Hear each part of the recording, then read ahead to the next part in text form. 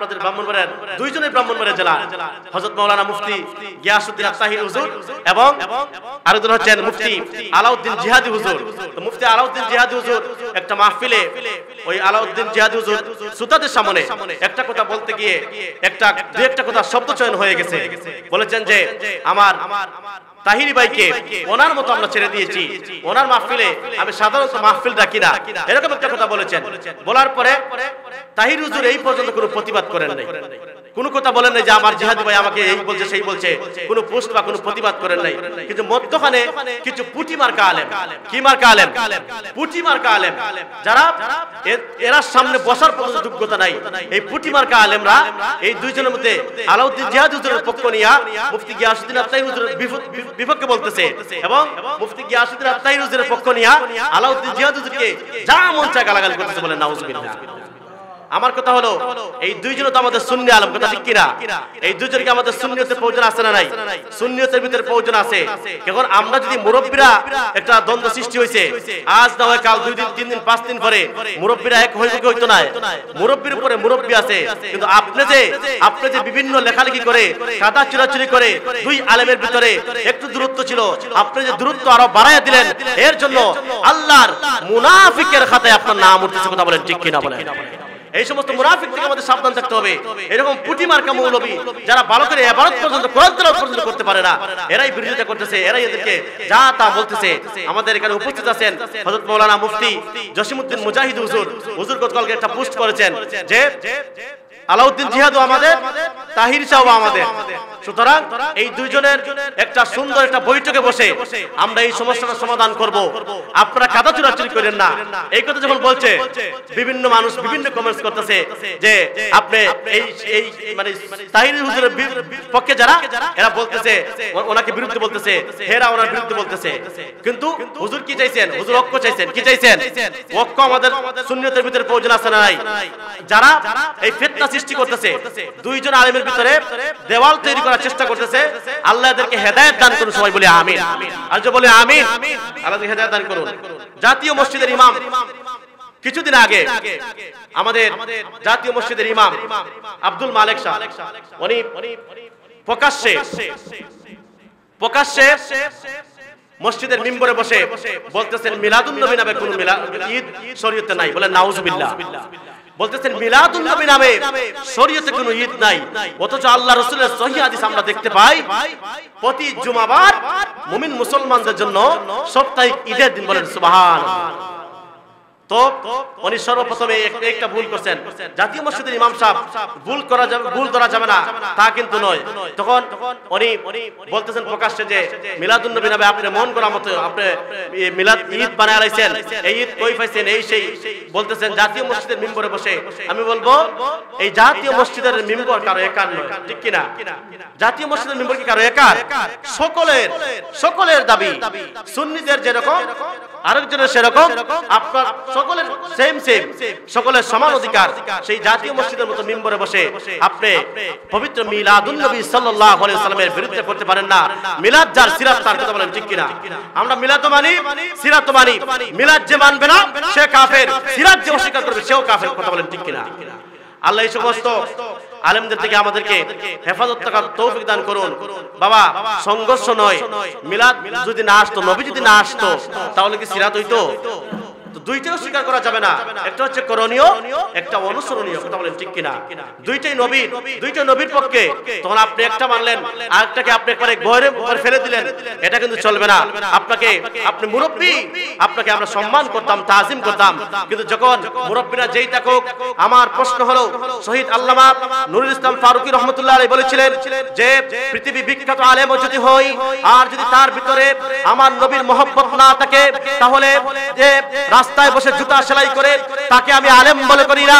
রাস্তায় বসে জুতা সেলাই আমি তাকে আমার মাতার তাজ মনে করি। বলেন সুবহানাল্লাহ। যার ভিতরে আমার নবীর প্রেম আছে আমি তাকে আমার মাতার তাজ মনে করি, মুসিও তা হোক। আর যদি পৃথিবী বিখ্যাত আলেম হয়, আমার নবীর মহব্বত না থাকে, তাহলে আমার স্যান্ডেলের দুলার সমতুল্য আমি তাকে মনে করি না, কথা বলেন ঠিক কিনা? বলেন আল্লাহ এদের থেকে আমাদেরকে হেফাজত করুন। এবং পরামর্শ হলো আগামীতে যাতে এরকম কোনো ফিতনা সৃষ্টি না করেন। এরকম সরকারের আমাদের বর্তমান যিনি উপদেষ্টা ডক্টর ইউনূস সাহেব, উনি কিন্তু ওনার অফিসিয়াল পেজে পবিত্র ঈদে মিলাদুন নবী সাল্লাল্লাহু আলাইহি ওয়াসাল্লামের শুভেচ্ছা লিখেছেন। তো সরকার প্রধানরা জানিয়েছেন, আর জাতীয় মসজিদের মিম্বরে বসে হেরা আবার ওনার পক্ষেও আছে, মানুষ আছে, শয়তানের পক্ষে লোক আছে না, শয়তানের পক্ষে কিন্তু লোক আছে। হেরা বলতেছে এইবার ঠিক আছে, সত্য কথা বলতেছে, হক কথা বলতেছে, কিন্তু এইটা নবীর বিরুদ্ধে কথা বলে তারা খুশি হয়। তাদের সাথে আমাদের ব্যক্তিগত জমি জমা নিয়ে দ্বন্দ্ব নাই, তাদের সাথে আমাদের দ্বন্দ্ব হলো একমাত্র মদিনাওয়ালার প্রেম নিয়ে কথা বলেন, ঠিক কিনা? আমরা নবীকে জীবনের চাইতে বেশি ভালোবাসি, আমরা নবীকে জীবনের চাইতে বেশি ভালোবাসি। তুমি ডাক দাও, তুমি বলো, নবীর বিরুদ্ধে কথা বললে সব থেকে আগে সুন্নিরা বারুদের মতো জ্বলে উঠে কথা বলেন, ঠিক কিনা? সুন্নিরা প্রতিবাদ করে, সুন্নিরা নবীর জন্য জীবন দিয়ে দিবে। চট্টগ্রামের ভাইয়েরা আশিকে রাসূল কারে চট্টগ্রামের দিকে তাকাইলে বোঝা যায়, হেরা আপনি ডাক দিবেন মরে যাবে নবীর জন্য, বলেন সুবহানাল্লাহ। এরকম আশিকে রাসূল চট্টগ্রামের বাবা বন্ধুরা, আমার বাবা এই জাতীয় মসজিদের ইমাম এই কথা বলার পরে আব্বাসী হুজুরের একজন ছাত্র মাসুক ভাই, মুফতি মাসুক ভাই প্রতিবাদ করলেন যে উনি কিছু শব্দচয়ন করেছেন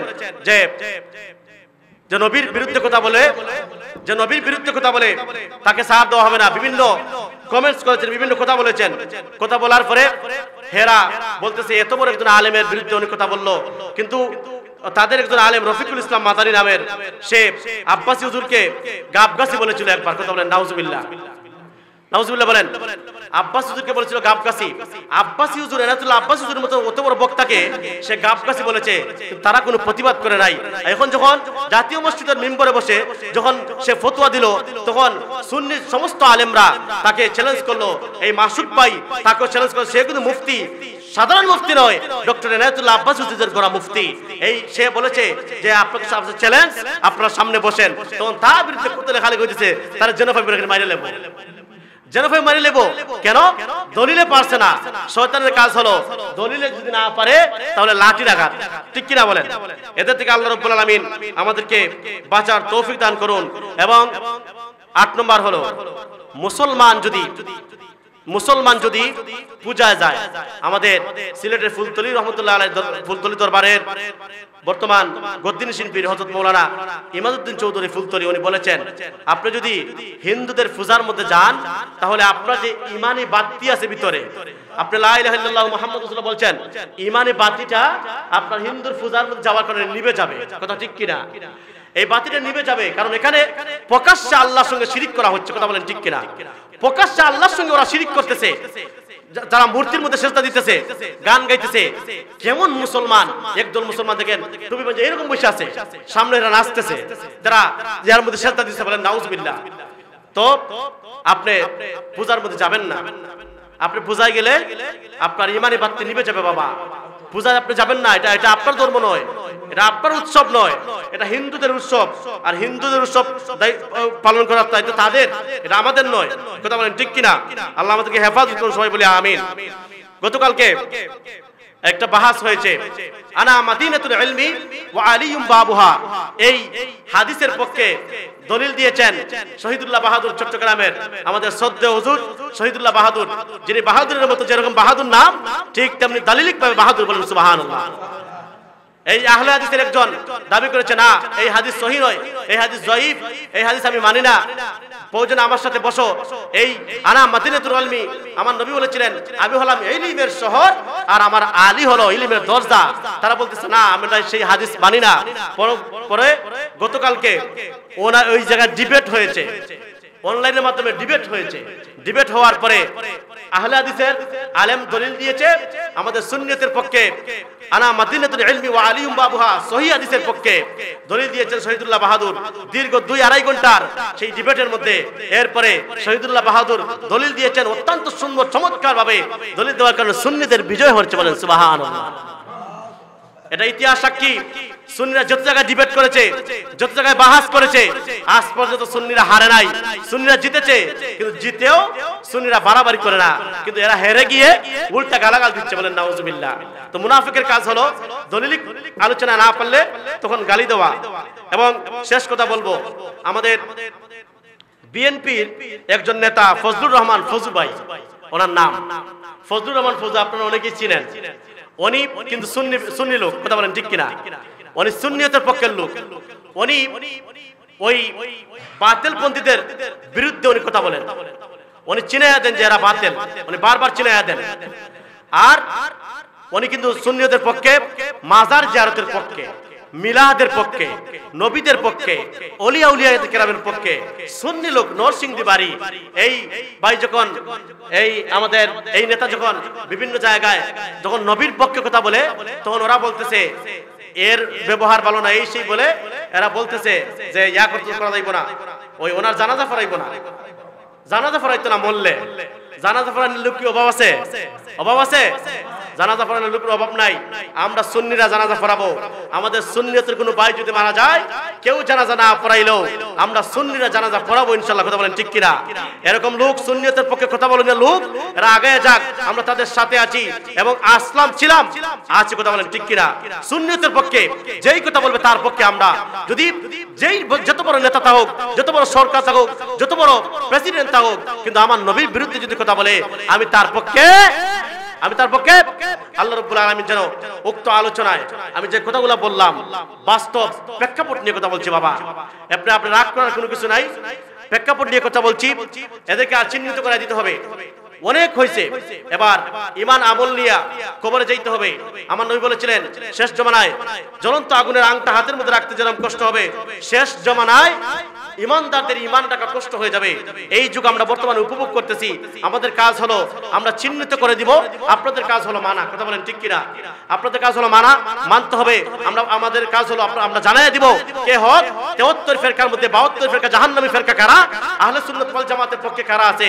সুন্নিদের ইলম কম থাকতে পারে, কিন্তু হৃদয় ভরা, আমার বুক তুমি কেটে দেখো, আমার বুক কেটে দেখো, হৃদয় ভরা, অন্তর ভরা নবীর মহব্বত আছে, কথা বলেন ঠিক কিনা? আল্লাহ রাব্বুল আলামিন উক্ত আলোচনায় আমাদেরকে প্রত্যেককে আমল করার তৌফিক দান করুন। এই বলে আজকের বক্তব্য এখানে শেষ করছি। এখন আলোচনা করবেন